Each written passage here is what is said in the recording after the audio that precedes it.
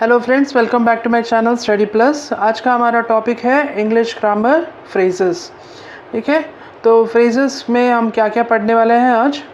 Phrases में हम करेंगे phrases, introduction, types of phrases, introduction of types of phrases, उसके एग्जांपल्स और वर्कशीट्स लास्ट में मैंने प्रोवाइड किया है। ठीक है, तो स्टार्ट करेंगे हम phrases. Now what is a phrase? Phrase एक छोटा सा सेंटेंस होता है, एक शॉर्ट सेंटेंस होता है जिसमें सिर्फ सब्जेक्ट रहता है, प्रेडिकेट नहीं रहता। अभी हम जब सेंटेंस कहते हैं तो उसमें सब्जेक्ट और प्रेडिकेट दोनों रहेगा, बट फ्रेज में सब्जेक्ट सिर्फ रहता है, प्रेडिकेट नहीं रहता है। अब सब्जेक्ट और प्रेडिकेट क्या होता है मैं आपको शॉर्ट में समझाऊंगी, लेटर ऑन आपको वीडियो डिटेल में मिल जाएगा सब्जेक्ट और प्रेडिकेट क्या है। अभी सब्जेक्ट वो है जिसके बारे में हम बात करने वाले हैं, और प्रेडिकेट वो पार्ट ऑफ द सेंटेंस होता है जिसके बारे में हम बात करते हैं। वो क्या बात कर रहे हैं वो डिटेल आपको समझ में आता है। तो ठीक है, दैट इज़ प्रेडिकेट। तो फ्रेज में ओनली सब्जेक्ट रहता है, प्रेडिकेट नहीं रहता है, but it can not stand alone. मतलब अकेला एक सिर्फ सब्जेक्ट अकेला सिर्फ स्टैंड नहीं होता है, यानी कि सिर्फ नाउन उसमें नहीं रहता है, उसमें और भी पार्ट ऑफ द ग्रामर्स होते हैं। बट तो इसके वजह से आपको कंप्लीट इन्फॉर्मेशन वो सेंटेंस में नहीं मिल पाता है। That is why it is said as phrase. ठीक है, हम एक बार डेफिनेशन पढ़ लेंगे।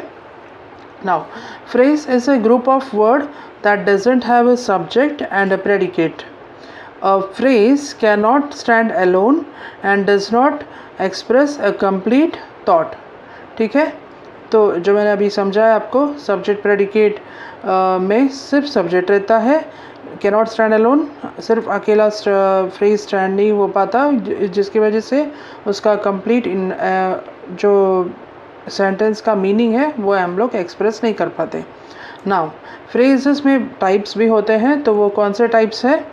Noun phrase, adverb phrase, adjective phrase, verb phrase और प्रीपोजिशनल फ्रेज। ठीक है, तो ये जो फ्रेजेस हैं हम डिटेल में समझ लेंगे। Now first one, noun phrase. Noun phrase क्या होता है?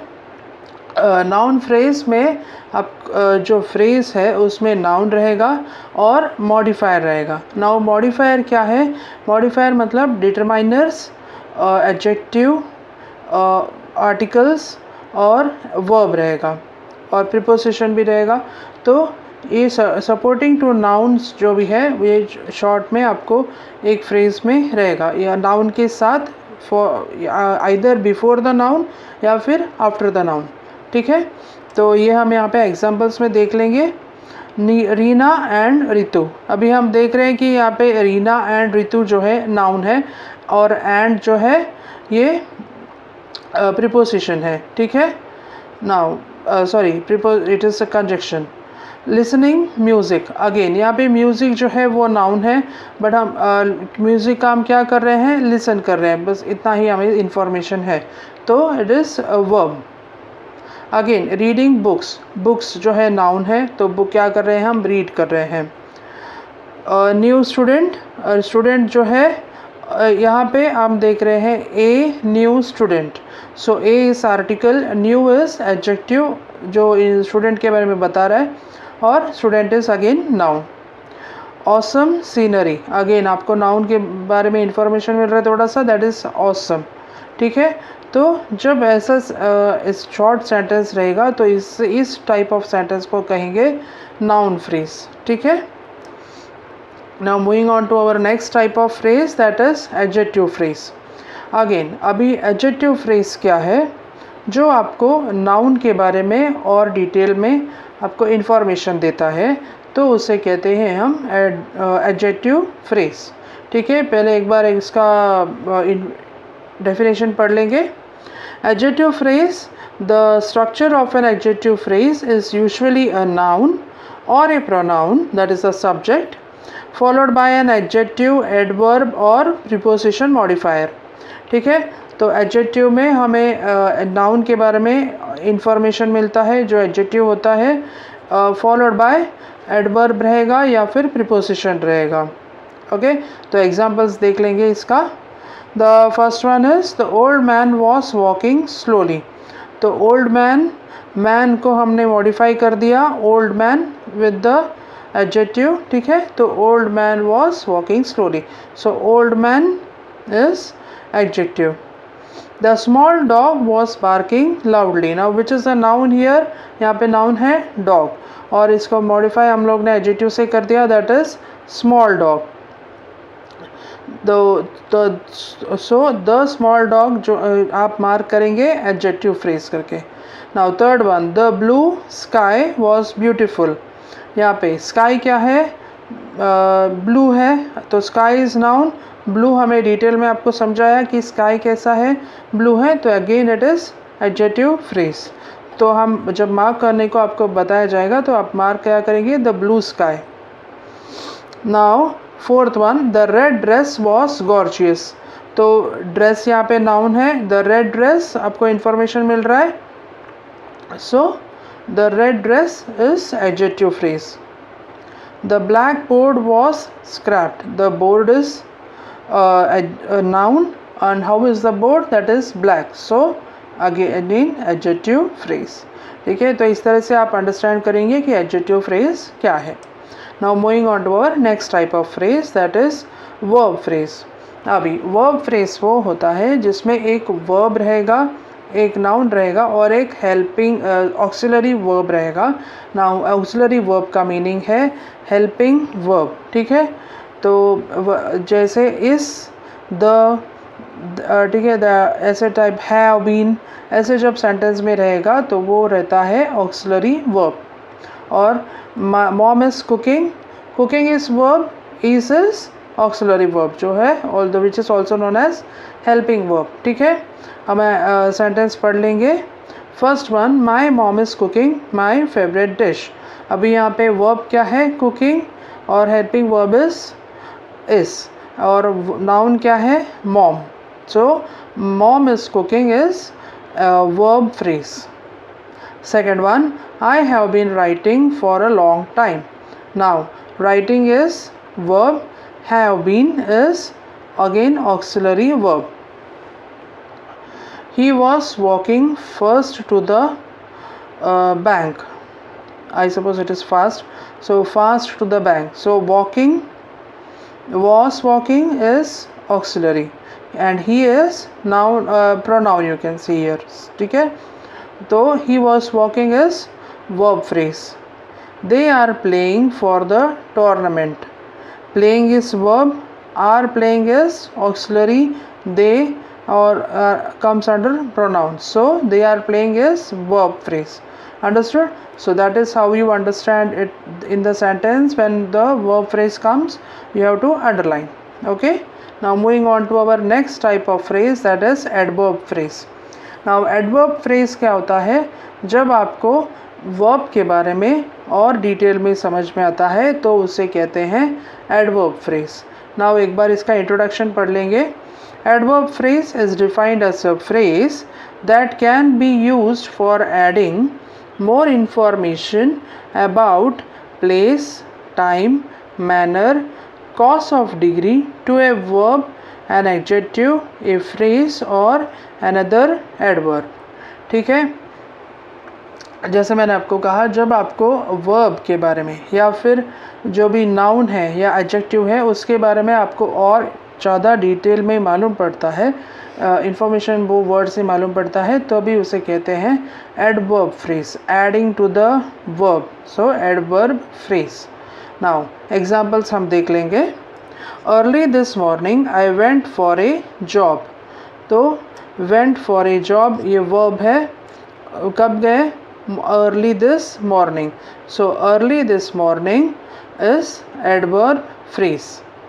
Second one, she quickly finished her homework, क्या फिनिश किया, यहाँ पे नाउन इज होमवर्क, क्या किया, फिनिश किया, बट कैसे किया, quickly, so quickly finished is adverb phrase. He completed his task hurriedly, क्या करना था, टास्क कंप्लीट करना था, टास्क इज नाउन, कंप्लीट किया टास्क को, कैसे कंप्लीट किया, hurriedly, so hurriedly is additional, complete किया, और hurriedly कंप्लीट किया. So additional verb you are getting information. So hurriedly completed his task hurriedly is adverb phrase. At breakfast we ate sandwich. We eat sandwich. Okay. So what do we do at the breakfast? Eat sandwich. So breakfast we eat sandwich is adverb phrase. Vitamins are provided as diets in my foods. Again here in many foods. Okay. यहाँ पे diets क्या है? Vitamin diets में क्या add किया है हमने? Vitamins. तो vitamins are provided is adverb phrase. ठीक है. तो ऐसे हम सेंटेंस में समझेंगे कि एडवर्ब फ्रेज कहाँ पे आया है. ये ऐसे हमें समझ में आएगा. ठीक है. Moving on to our last type of phrase that is prepositional phrase. अभी प्रीपोजिशनल फ्रेज क्या होता है? प्रीपोजिशनल फ्रेज में आपको जो हो रहा है, जो वर्ब हो रहा है या जो भी एक्टिविटी हो रहा है या एक्शन हो रहा है वो कहाँ पे हो रहा है उसे वो जब आपको समझ में आएगा तो उसे कहते हैं प्रीपोजिशनल फ्रेज. ठीक है. तो अभी हम एक बार इसका इंट्रोडक्शन पढ़ लेंगे. A prepositional phrase is a group of words consisting of a preposition, its object, and any words that modify the object. Most of the time of prepositional phrase modifies a verb or a noun. तो change करेगा, changes आएगा with the help of verb और noun. ठीक है. तो examples जब हम पढ़ेंगे इसे और डिटेल में समझेंगे. First one, she danced with grace. कैसे डांस किया? With grace. तो विद जो है प्रीपोजिशन है, danced with grace is prepositional phrase. The army is on the move. On the move is prepositional phrase. The car is set on fire. ठीक है. Set on fire is prepositional phrase. The doctor is on the way. Is on the way is prepositional phrase. Unemployment is getting out of hand. Out of hand, out is preposition, so out of hand is preposition phrase. तो ये जो भी types of phrases है बहुत easy है understand करने को. जो भी मैंने आपको शॉर्ट में समझाया, अगर आप वो ध्यान में रखेंगे तो आप इजीली ये अलग डिफरेंट टाइप्स ऑफ फ्रेजेस को अंडरस्टैंड कर पाएंगे. देखते हैं. तो यहाँ पे मैंने आपको वर्कशीट्स भी प्रोवाइड किया है, तो वो भी आप सॉल्व कर सकते हैं. आपके लिए मैं थोड़ा सा आपको सॉल्व करके दिखाती हूँ. तो ठीक है. फर्स्ट वन जो है एडजेक्टिव फ्रेज है. यहाँ पे आपको एग्जाम्पल भी एक दिया है. देखेंगे एक बार एक example. The car with the shiny new paint job turned heads as it drove down the street. ठीक है. With the shiny new, car जो है नाउन है और कार के बारे में हमें और ज़्यादा डिटेल्स मिल रहा है. जैसे मैंने आपको एडजेक्टिव में बताया, नाउन के बारे में जब आपको और इन्फॉर्मेशन मिलता है तो भी उसे कहते हैं एडजेक्टिव फ्रेज. तो कार कैसा है? With shining new paint. ठीक है. ऐसे ही आपको यहाँ पे भी फिल इन द ब्लैंक्स करना है. First one, the book with dash kept me up all night. तो कुछ भी एडजेक्टिव जो बुक को डिस्क्राइब करेगा वो आपको यहाँ पे फिल इन द ब्लैंक्स करना है. तो book with detective Sherlock story kept me up all night. ठीक है. एनीथिंग जो आपको डिस्क्राइब करना है वो आप भी फिलअप कर सकते हो. ठीक है. अभी मैंने आपको जैसे बोला, the book with horror thriller detective Sherlock story kept me up all night. ठीक है. नेक्स्ट वन देखेंगे. The dash dress with dash caught everyone's attention. तो the pink dress with blue beads caught everyone's attention. You can fill up anything. सिर्फ क्या है आपको करना है कि जो नाउन है, जो यहाँ पे ड्रेस जो नाउन है उसके बारे में आपको डिस्क्राइब करना है और डिटेल में. तो तभी आप उसे कहते हैं एडजेक्टिव फ्रेज. तो ड्रेस को मैंने आपको डिस्क्राइब किया. The pink dress with blue beads caught everyone's attention. ठीक है, वन मोर मैं करती हूँ। The dash dash athlete broke the world record. The smart and the intelligent athlete broke the world record. Or you can say athlete means he will be doing his activity है। The smartest and the fastest athlete broke the world record, ऐसे भी आप लिख सकते हो। So आपके ऊपर है आप कैसे adjective को डिस्क्राइब करोगे। जो नाउन है यहाँ पे एथलीट, उसको आप कैसे डिस्क्राइब करोगे अपने वर्ड के एडजेक्टिव से, आपके ऊपर है। ठीक है, तो ऐसे ही आपको ये वर्कशीट सॉल्व करना है। नाउ ये नाउन फ्रेज, नाउ यहाँ पे आपको नाउन फ्रेज कौन सा है ये आइडेंटिफाई करना है। तो फर्स्ट वन कुछ हम लोग कर लेंगे यहाँ पे। The first sentence is the green and the red balloons look perfect. Again यहाँ पे हमें green and red balloons, balloons जो है उसके बारे में, बलून्स नाउन है उसके बारे में हमें डिटेल्स मालूम पड़ रहा है, तो ग्रीन एंड रेड बलून्स। ठीक है, second one, jenny gave me a neatly packed gift box. What did jenny ने क्या दिया, नीटली पैक्ड गिफ्ट बॉक्स।